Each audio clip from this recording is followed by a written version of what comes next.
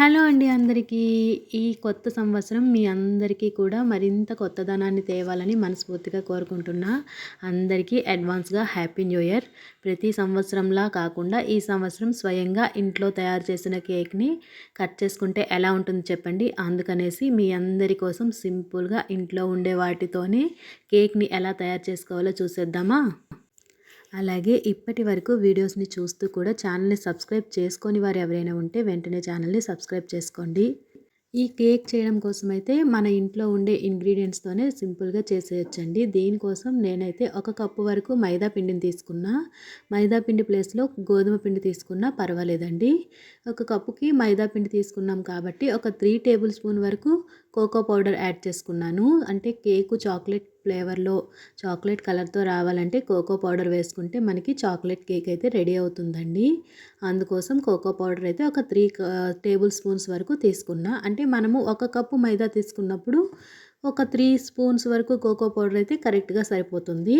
అలాగే 1 table spoon వరకు baking పౌడర్‌ని, హాఫ్ టేబుల్ స్పూన్ వరకు బేకింగ్ సోడాని తీసుకొని ఈ అన్నింటిని కూడా ఒక జల్లెడలో వేసుకొని జల్లించేసుకోండి. అప్పుడే ఉండలు లేకుండా మనకి పిండి అంతా రెడీ అవుతుంది. ఈ పిండిని అంతటిని కూడా మనం ఎందులో అయితే కేక్ బ్యాటర్‌ని మిక్స్ చేద్దాం అనుకుంటున్నామో ఆ బౌల్లోకి అయితే ట్రాన్స్ఫర్ చేసుకొని పక్కన పెట్టేయండి. ఇప్పుడు ఒక మిక్సర్ జార్ తీసుకొని అందులో ఒక పావు కప్పు వరకు షుగర్‌ని యాడ్ చేసుకోండి. మనము ఏ కప్‌తో అయితే పిండిని తీసుకుంటున్నామో అదే కప్పుని చివరి వరకు యూజ్ చేయండి. ఒక పావు కప్పు వరకు షుగర్‌ని, ఒక హాఫ్ కప్పు వరకు పెరుగుని కూడా యాడ్ చేసుకోండి. ఒకవేళ మీరు ఎగ్స్‌తో చేయాలి అనుకుంటే ఈ పెరుగు ప్లేస్‌లో ఎగ్స్‌నైనా వేసుకోవచ్చు. అలాగే ఒక చిటికెడు సాల్ట్‌ని, ఒక 1/3 కప్పు వరకు ఆయిల్‌ని కూడా యాడ్ చేసుకోండి. ఆయిల్ లేకపోతే నెయ్యి అయినా లేదంటే బటర్ అయినా పర్వాలేదండి. నేనైతే ఇక్కడ సన్‌ఫ్లవర్ ఆయిల్‌ని తీసుకున్నా 1/3 కప్ వరకు. అలాగే 1 టేబుల్ స్పూన్ వరకు వెనిగర్‌ని, 1 టేబుల్ స్పూన్ వరకు వెనిలా ఎసెన్స్‌ని కూడా తీసుకున్నానండి. వెనిగర్ లేకపోతే 1 టేబుల్ స్పూన్ వరకు నిమ్మరసమైనా యాడ్ చేసుకోవచ్చు. ఇవన్నీ కూడా మిక్సర్ జార్‌లో వేసుకొని స్లోగా గ్రైండ్ చేసుకోవాలి. అలాగే మనం తీసుకున్న ఇంగ్రీడియెంట్స్ అన్నీ కూడా రూమ్ టెంపరేచర్‌లో ఉండేటట్టు చూసుకోవాలి. మరీ ఎక్కువ చల్లగా ఉండకూడదు, అలాగని వేడిగా కూడా ఉండకూడదు. మనము ముందుగా జల్లించి పక్కన పెట్టుకున్న పిండిలోకి ఇప్పుడు మనం గ్రైండ్ చేసుకున్న బ్యాటర్‌ని కూడా తీసుకొని కట్ అండ్ ఫోల్డ్ మెథడ్‌లో స్లోగా కలిపేసుకోండి. మనము ఒకే డైరెక్షన్‌లో కలుపుకోవాలండి. అప్పుడే మనకి కేక్ అనేది ఫ్లఫీగా వస్తుంది. బాగా మిక్స్ అయ్యేంత వరకు మిక్స్ చేసుకోండి. మీకు ఒకవేళ బ్యాటర్ చిక్కగా ఉన్నట్లు అనిపిస్తే గనక కాచి చల్లార్చిన పాలని కొద్ది కొద్దిగా యాడ్ చేసుకుంటూ మనకి కేక్ బ్యాటర్ వచ్చేంత వరకు కూడా కలిపేసుకోండి.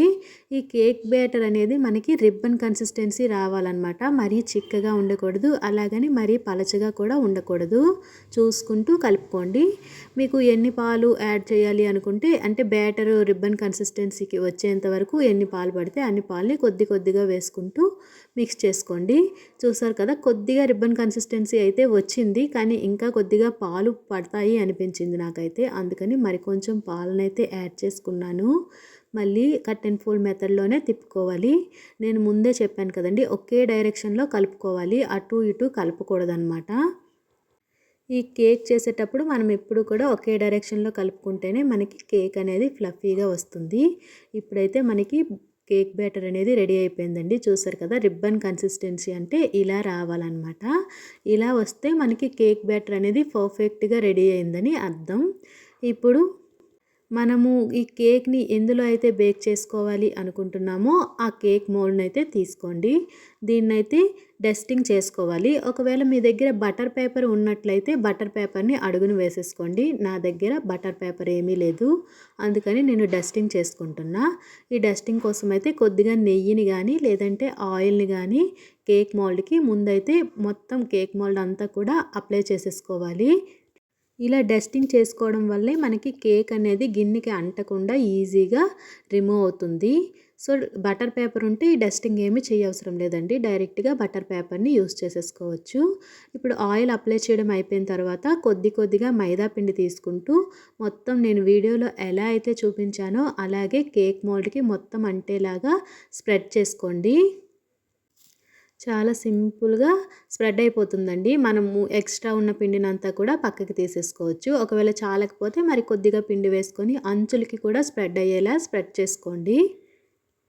చూసారు కదా వీడియోలో ఎలా అయితే చూపించానో అలాగే డస్టింగ్ చేసేసుకొని ఎక్స్ట్రాగా ఉండే పిండినంతా కూడా బయటకైతే తీసేసుకోండి. అందులో మరి పిండి ఏమీ ఉండకూడదు. మళ్ళీ కేక్ అనేది బ్లాక్‌గా అంటే మాడిపోయినట్లు అవుతుందనమాట.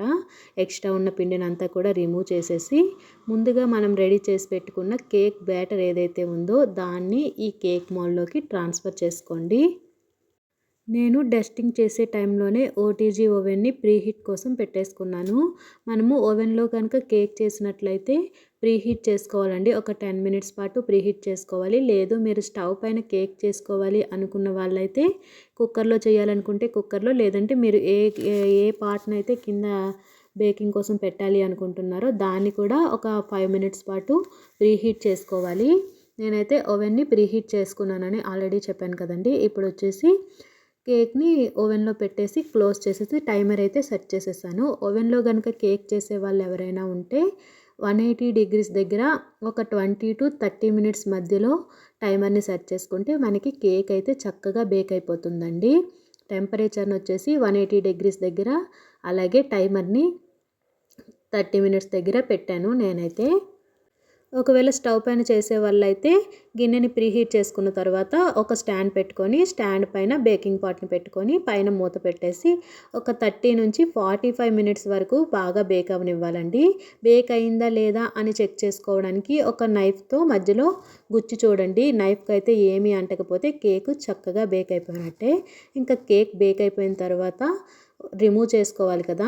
పూర్తిగా చల్లగా అయిపోనివ్వాలండి. ఓవెన్ నుంచి బయటికి తీసిన తర్వాత పూర్తిగా చల్లారనిచ్చి ఆ తర్వాత కేక్‌ని డిమోల్డ్ చేసుకుంటే మనకి ఫ్లఫీగా చాక్లెట్ కేక్ అయితే రెడీ అయిపోతుంది. నేనైతే వీటిపైన టూటీ ఫ్రూటీస్ కూడా వేసుకున్నాను. మీ దగ్గర ఉంటే వేసుకోవచ్చు. వీడియో నచ్చితే లైక్ చేసుకోండి.